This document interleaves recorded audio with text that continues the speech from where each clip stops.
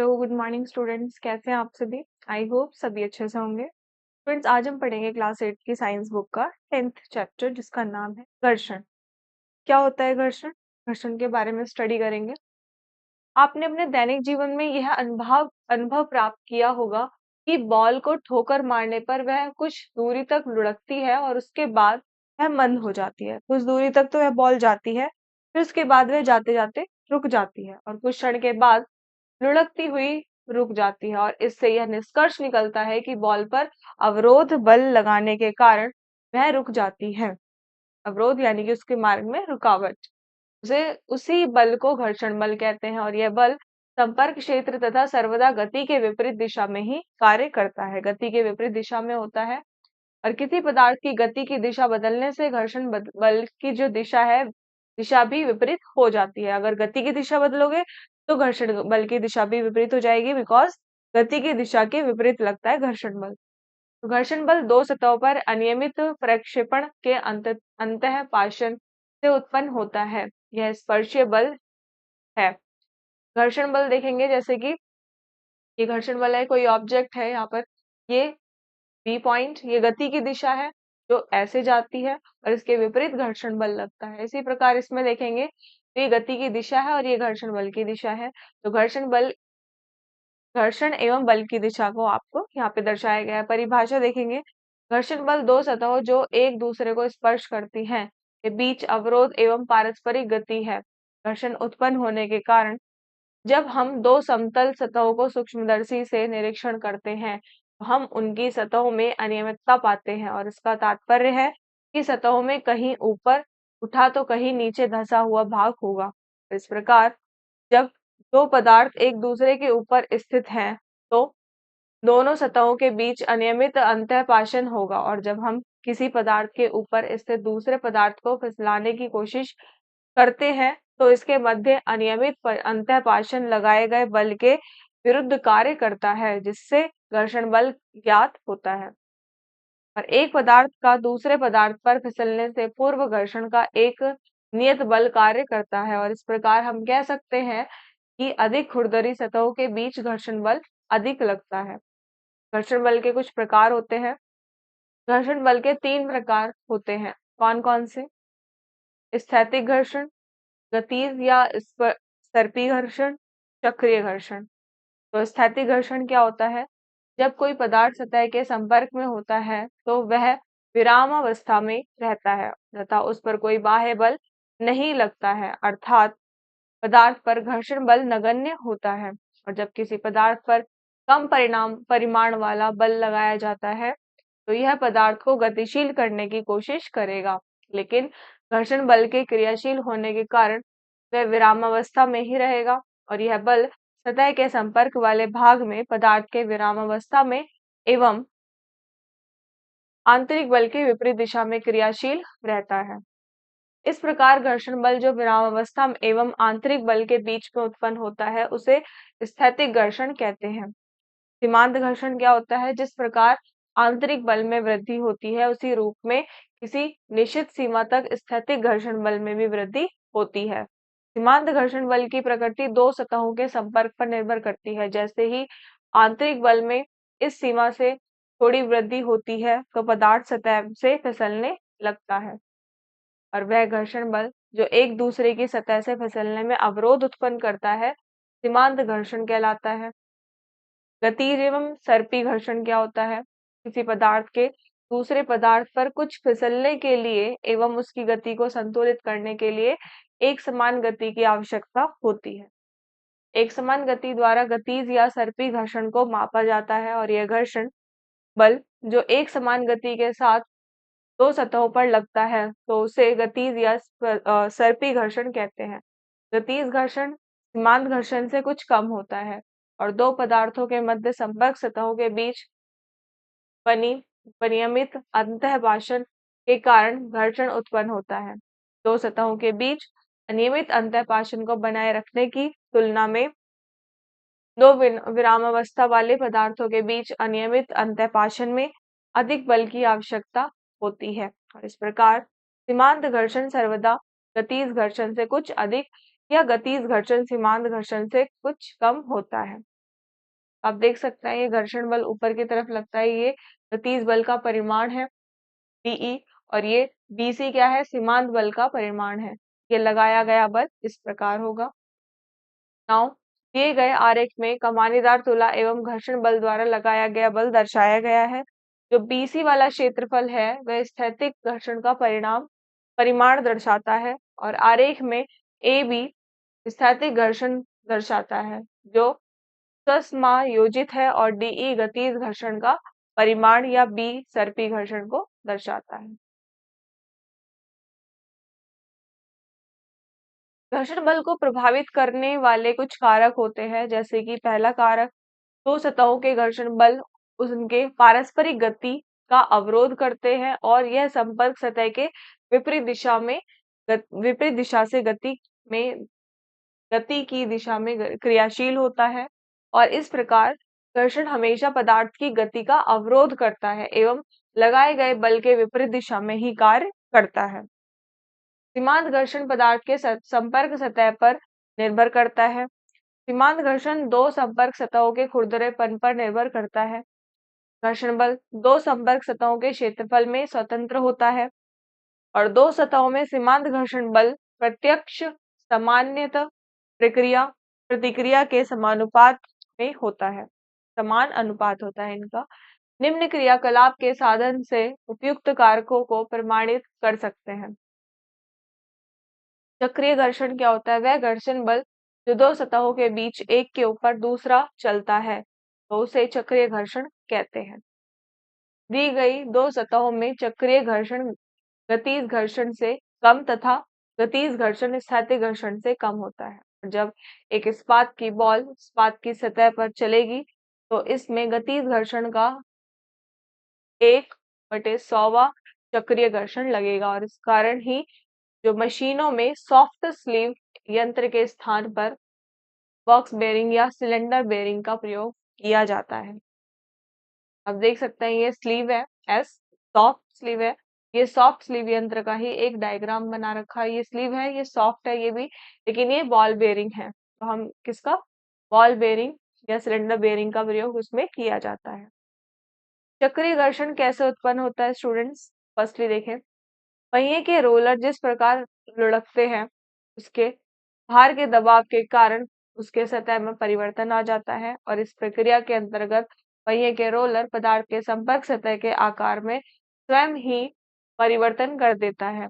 उपरोक्त परिवर्तन से रोलर या पहिए की गति का दिशा में एक प्रकार का नत समतल बन जाता है, और इस प्रकार अस्थायी के लिए ही तथा निरंतर गतिशील रहने के लिए नत समतल की आवश्यकता होती है, और लगाया गया बल चक्रीय घर्षण के समान होता है। और इस प्रकार यह स्पष्ट है कि दी गई सतह पर पहिया या रोलर के संपर्क बिंदु पर चक्रीय घर्षण बल या व्युत्क्रम से कम घर्षण उत्पन्न होता है। गतिज घर्षण चक्रीय घर्षण से अधिक होता है, इसलिए यथासंभव गतिज घर्षण का स्थान प्रतिस्थापित किया जाता है। नाउ चक्रीय घर्षण के उदाहरण देखेंगे। फर्स्टली जब कोई वाहन जैसे कि बस, कार, ट्रक, साइकिल आदि सड़क पर चलते हैं तो पहिए एवं सड़क की सतह में कुछ परिवर्तन होता है, और इसी प्रकार लगाए गए बल से उत्पन्न परिवर्तन या विकृति घर्षण के समतुल्य होते हैं, और इसी कारण से ही टायर पर्याप्त वायु न होने से अधिक बल की आवश्यकता होती है। और क्योंकि विकृति अधिक घर्षण उत्पन्न करती है, और जब टायर वायु पूर्णतः भरी होती है, टायरों में वायु पूर्णतः भरी होती है, तो विकृति कम होने से घर्षण कम लगता है। विकृति कम होगी तो घर्षण भी कम लगेगा। सेकंड, रेल की पटरी और रेल का पहिया इस्पात का बना होता है, और इस प्रकार इसमें विकृति अत्यंत कम होती है, जिससे अत्यंत कम घर्षण लगता है, और इस अल्प घर्षण के कारण रेल अधिक तेजी से गति कर पाती है। थर्डली देखें, समान तेज सूटकेस में छोटे पहिए लगे होते हैं, और ये पहिए अत्यंत कम चक्रीय घर्षण उत्पन्न करते हैं, जिससे उसे गति कराने में सुविधा होती है। फोर्थ पॉइंट, रोलर स्केट्स में छोटे पहिए लगे होते हैं, और इन पहियों में चक्रीय घर्षण के कारण ये स्केटर को तेजी से गति करने में सहायक होते हैं। देखिए स्केटर ये पहिया है, ये दबाव डालता है सतह पर और ये नत समतल है, समतल सतह। द्रव एवं गैस के कारण घर्षण कैसे होता है? जब कोई ठोस पदार्थ द्रव या गैस में गति करता है तो ठोस पदार्थ सतह में घर्षण का अनुभव होता है। यद्यपि द्रव गैस की तुलना में कम घर्षण तथा गैस ठोस की तुलना में कम घर्षण उत्पन्न करते हैं। और हम जल एवं वायु के घर्षण के बारे में चर्चा करेंगे क्योंकि ये क्रमशः अत्यंत सामान्य द्रव एवं गैस होते हैं। वायु के कारण घर्षण किस प्रकार होता है? वायु से अत्यंत कम घर्षण होता है जिसे हम बड़ी कठिनाई से अनुभव कर पाते हैं और कम सतह वाला क्षेत्रफल वायु के कारण कम घर्षण बल का अनुभव करता है, इसलिए यह तेजी से भूतल पर पहुंच जाता है। उदाहरणार्थ, फर्स्टली हवाई जहाजों की आकृति धारा रेखित होती है, फलतः वायु में कम घर्षण उत्पन्न होता है और उल्का वायुमंडल में अति तीव्र गति से प्रवेश करता है। इसी गति से वायु में तीव्र घर्षण उत्पन्न होता है और इस तीव्र घर्षण से उल्का का जो तापमान है वह अत्यधिक हो जाता है, जिससे वे अत्यधिक ऊंचाई तक उड़ पाती है। थर्ड, चिड़ियों के शरीर की आकृति धारा रेखित होती है, फलतः वायु का घर्षण अत्यल्प होता है और जिससे वे अत्यधिक ऊंचाई तक उड़ पाती हैं। अंतरिक्ष यान के ऊपरी सिरे पर ताप रक्षक ढाल होती है क्योंकि जब अंतरिक्ष यान वायुमंडल में प्रवेश करता है तो अत्यधिक तीव्र गति के कारण आग लगने का भय रहता है और इस प्रकार उनको आग से रक्षा करने के लिए ताप रक्षक ढाल लगाई जाती है।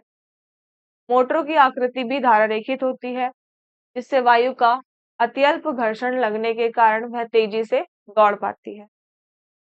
धारा रेखित आकृति पदार्थ की वह विशिष्ट आकृति जिससे आसपास का जो तरल है या वायु या जल जैसे आसानी में तेजी से अत्यल्प घर्षण की मात्रा से बह जाता है और जल के कारण घर्षण, देखिए ये उल्का था। अब जल के कारण होने वाला घर्षण किस प्रकार होता है? जहाजों एवं नावों की संरचना धारा रेखित होती है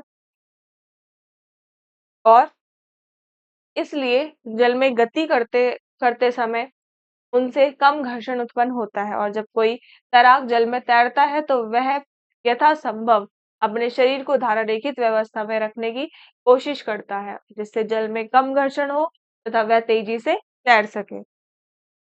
और नाविक नाविक अपने पतवारों को समुद्री तट से विपरीत दिशा में गति कराता है, इससे बहते जल में नाव की गति कम हो जाती है और वह सुरक्षित तट पर पहुंच जाता है क्योंकि जल अत्यंत कम घर्षण उत्पन्न करता है जिससे नाव को रुके पानी में काफी कठिनाई होती है।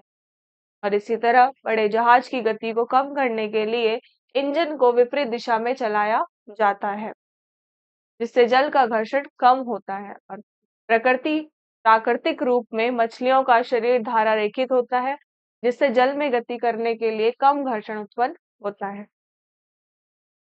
अब घर्षण से होने वाले कुछ लाभ हैं। दैनिक जीवन में घर्षण आवश्यक है। उदाहरणार्थ, बिना घर्षण के पदार्थ मेज के किनारे पर आ सकता है और अन्यथा यह पूर्णतः क्षैतिजीय होता है। और घर्षण के बिना कुर्सी पर बैठने में भी कठिनाई हो सकती है। घर्षण की सहायता से ही एक सीढ़ी दीवार से नत हो जाती है। घर्षण से प्रतिक्रिया उत्पन्न होती है जिससे कार या ट्रेन चलती है। वाहन के ब्रेक घर्षण पर निर्भर करते हैं और जब ब्रेक लगाई जाती है तो ब्रेक और पहिए के बीच घर्षण बल उत्पन्न होता है और हम जूतों एवं भूमि के बीच में घर्षण के अभाव में चल नहीं सकते और जब हम चलते हैं तो हम भूमि को तिरछे रूप में धकेलते हैं और घर्षण बल विपरीत दिशा में लगता है क्योंकि घर्षण हमेशा गति की विपरीत दिशा में लगेगा। जब हम चलते हैं तो हम भूमि को तिरछे रूप में धकेलते हैं और घर्षण बल विपरीत दिशा में लगता है। पैर के घर्षण बल के प्रतिक्रिया स्वरूप हम आगे की ओर चल पाते हैं और वर्षा के बाद जब सड़क गीली हो जाती है तो घर्षण कम हो जाता है जिसकी प्रतिक्रिया के फलस्वरूप पर्याप्त बल नहीं लग पाता और इससे चलने में कठिनाई होती है। इसीलिए सड़क पर रेत आदि फैलाए जाते हैं। बोल्ट एवं घिरनी के घर्षण की सहायता से मशीन के विभिन्न भागों में चक्रण होता है। बिलियर्ड्स खिलाड़ी की अच्छी शॉट बॉल एवं उसके डंडे के बीच घर्षण बल पर निर्भर करती है। कील एवं पेच के घर्षण बल के कारण वे लकड़ी में स्थिर रहते हैं। माचिस की तिल्लियों से उत्पन्न प्रकाश घर्षण बल के कारण ही होता है। घर्षण बल माचिस के सिरे के तापमान में वृद्धि करता है और जिससे उसमें स्थित रसायन से आग पकड़ती है और तथा ज्वाला उत्पन्न होती है। ग्राहकों के जूते में कीलें लगी होती हैं, जिससे घर्षण में वृद्धि होती है तथा वे फिसलने से भी बचते हैं। घर्षण से होने वाली कुछ हानियां। घर्षण की हानियां निम्नलिखित हैं, जैसे कि फर्स्ट देखेंगे, मशीनों में जब एक पदार्थ दूसरे पदार्थ पर गति करता है तो घर्षण से ताप एवं अनैच्छिक शोर उत्पन्न होता है और कुछ ऊर्जा घर्षण बल उत्पन्न करने में खपत हो जाती है और यह ऊर्जा ताप एवं ध्वनि ऊर्जा के रूप में व्यर्थ हो जाती है। सेकंड, अत्यधिक घर्षण के परिणाम स्वरूप मशीनों एवं जूतों में टूट फूट हो जाती है। कार इंजन कम तेल में चलने के कारण पिस्टन एवं सिलेंडर अत्यधिक घर्षण से उत्पन्न हो जाते हैं, जिससे यह जाम हो जाता है। घर्षण मशीन की कार्य क्षमता कम करता है क्योंकि इसकी कुछ ऊर्जा घर्षण को कम करने में लग जाती है। घर्षण एक आवश्यक शत्रु। घर्षण के बिना हम किसी पदार्थ को गतिशील एवं गतिशील वस्तु को रोक नहीं सकते और इस प्रकार दैनिक क्रियाकलाप में घर्षण आवश्यक है।